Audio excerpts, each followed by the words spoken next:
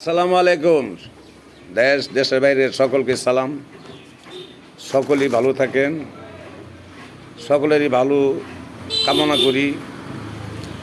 হ্যাঁ, আপনার অভিশপ্রাপ্ত জিনিস ভালো না। যারা যারা দেখছি ঠগাইয়া জায়গা জমিন টাকা পয়সা নিচ্ছে, আমাদের কাছে এটা দূরে না। বাবা আমি ছেলে নাই না, কিচ্ছুই নাই। আর যে তার বয়স নাই 120, 10, 130, কট করে হুঙ্গা শুধু পান খা, অথচ সারাদিন একবার খা, চায় আমি কেউ খা, তবু সঠিক।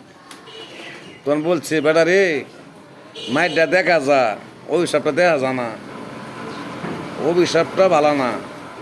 এটা হেদিনের ফুলাফান, ওর বাপ দাদারে হেদিনের ফুলাফান।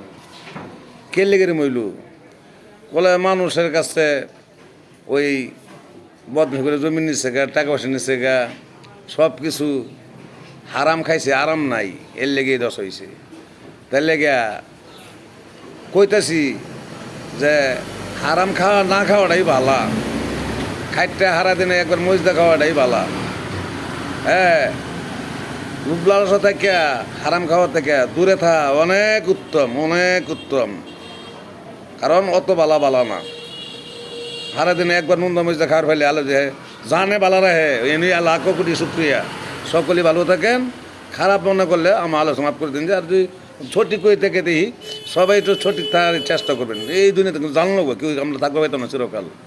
সবাই ভালো থাকেন। আসসালামু আলাইকুম।